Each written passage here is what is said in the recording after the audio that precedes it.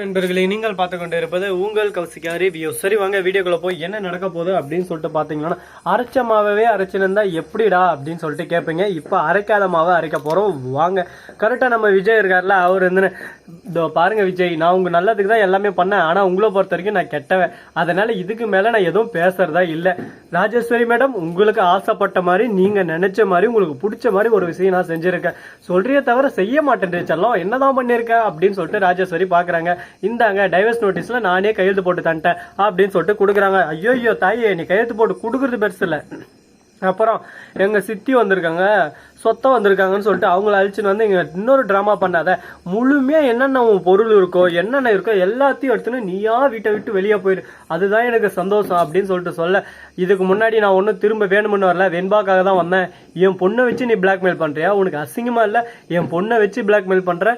இப்ப கூட பாரு என் பொண்ணை பத்தி தான் நீ பேசுற அப்படின்னு சொல்லிட்டு மல்லியை பத்தி தப்பா பேசுறேன். மல்லி இருந்து நான் எது பேசினாலும் தப்பா தான் இருக்கேன் சார், நான் இன்னும் பேசல, நீங்க உங்க குடும்பம் சந்தோஷமா இருங்க, இதுக்கு மேல நான் தொந்தரவா வரமாட்டேன், நான் என் பாதம் உண்டு நான் உண்டுன்னு கிளம்புறேன் அப்படின்னு சொல்லிட்டு மல்லி இருந்துன்னு சொல்றாங்க. உடனே நம்ம வெண்பா கூட்டி இருந்து, அம்மா உங்களை விட்டா எனக்கு யாருமா இருக்காங்க, நீங்க தானம்மா எனக்கு எல்லாம், என்னை விட்டு எப்படிமா போக மனசு வருது, என்னை விட்டு போகாதீங்கம்மா அப்படின்னு சொல்லிட்டு மல்லிகையை பிடிச்சி அழ ஆரம்பிக்கிறாங்க. நான் என்ன பண்ணிட்டு வெண்பா, காலம் நேரம் எல்லாமே சேர்ந்து எனக்கு சதி பண்ணுது, அந்த சதி வழியில நான் மட்டும் என்ன ஏதாவது நிர்ணயமா, நான் கிளம்புறேன், நீ சந்தோஷமா பத்திரமா இரு, என்னை பத்தி யோசிக்காம ஃபர்ஸ்ட் படிப்புல கவனத்தை செலுத்தி நல்லா படிச்சு நல்லா பெரிய ஆகணும் சரியா அப்படின்னு சொல்லிட்டு அந்த இடத்துல இருந்து பேகை தூக்கின்னு வராங்க. அதே சமயத்துல மறுபக்கம் இதை அப்படியே சும்மா கட் பண்ணா என்ன நடக்குதுன்னு சொல்லிட்டு பார்த்தீங்கன்னா, நம்ம அன்னபூர்ணி இருக்காங்களா, கடவுளை வேண்டின்னு இருக்காங்க. கடவுளே எப்படியாவது அந்த பென்ட்ரைவ் மட்டும் எனக்கு கிடைச்சா போதுமே, நான் எவ்வளவோ இது வரைக்கும் நல்லது செஞ்சிருக்கேன் என் மல்லியோட வாழ்க்கை இப்போ போக போகுது, அப்படிப்பட்ட தருணத்துல என்னால அது நடந்துச்சுன்ற போது எனக்கு அப்படியே துக்கம் தாங்க முடியல, நீ தான் எப்படியாவது அந்த பென்ட்ரைவையும் கண்ணில் பட வைக்கணும் அப்படின்னு சொல்லிட்டு கடவுளை ஒரு பக்கம் வேண்டின்னு இருக்காங்க.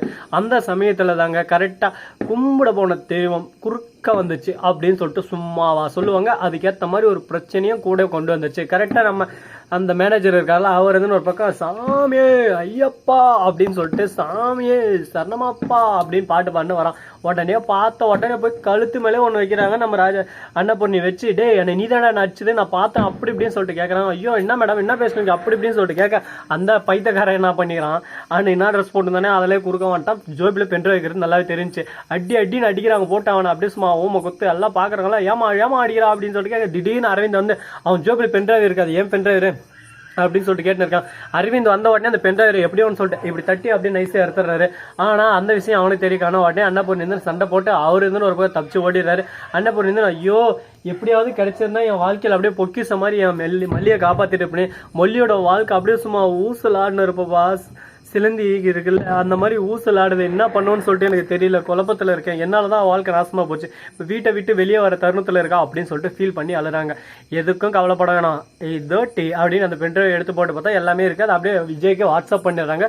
உடனே அப்படியே சும்மா ஒரு சூறாவளி கீழே எது அப்படின்னு சொல்லிட்டு சூறாவளி மாதிரி போறாங்க. உடனே அந்த கம்நாட்டி மேனேஜர் இருக்கானே அப்படியே ஃபோன் எடுக்கலாம், ஃபோன் எடுத்து ஹலோ மேடம் எல்லாமே தலையில மாறிச்சு மேடம், இப்போ அந்த ராஜேஸ்வரி மேடம் இப்போ என்ன ஆச்சு அப்படின்னு சொல்லிட்டு பார்த்தீங்கன்னா, நான் எல்லாமே ஒரு பக்கம் பர்ஃபெக்டாக தான் பண்ணேன், ஆனால் அந்த அன்னபூர்ணி வந்து திடீர்னு கோவிலில் செம்ம கலாட்டா ஆர்கியூமெண்ட்டும் அதிகமாகிடுச்சு, அதனால ஜோபில் இந்த பெண்ணை அவங்க எடுத்தாங்களா இங்கே விழிஞ்சான்னு சொல்லிட்டு தெரியல, அவங்க எஸ்கேப் ஆயிட்டாங்க அப்படின்னு சொல்லிட்டு சொல்ல, டே முட்டா பயில டோங்கிரி பயில அது கையில் கெச்ச உடனே தூக்கி எங்கன்னா விசாட்ட வேண்டியதாண்டா, அதை ஏன்டா நீ வச்சுருந்த அப்படின்னு சொல்லிட்டு கேட்க, என்ன மேடம் ஏதோ தவறு நடந்து போச்சு இப்போ என்ன பண்ணுறேன்னு சொல்லிட்டு புரியல மேடம், நீங்கள் எச்சரிக்கையா இருங்க, அதுக்கு தான் சொல்ல போன் பண்ண, டே இதெல்லாம் நடிச்சு வச்சுக்கோ மவனை, தக்காளியை புளியிற மாதிரி உனக்கு புளிஞ்சு எரிஞ்சிருவான் ஜாக்கிரதை அப்படின்னு சொல்லிட்டு சொல்றாங்க. அது புளியது இருக்கட்டும் மேடம், ஃபர்ஸ்ட் நம்ம வாழ்க்கை இதெல்லாம் மேலே இருக்கு காப்பாத்துங்க அப்படின்னு சொல்லிட்டு சொல்ல, உடனே அடியாட்கள் எல்லாம் ஒரு பக்கம் ரெடி பண்றாங்க. அரவிந்த் எங்க போறான்னு ஃபாலோ பண்ண வைக்கிறாங்க. டைரக்டா அரவிந்த் நேராக வீட்டுக்கு வந்துடுறாரு. வீட்டுக்கு வெளியே அடியாட்கள் இருக்காங்க, வண்டியை மறைக்கிறாங்க.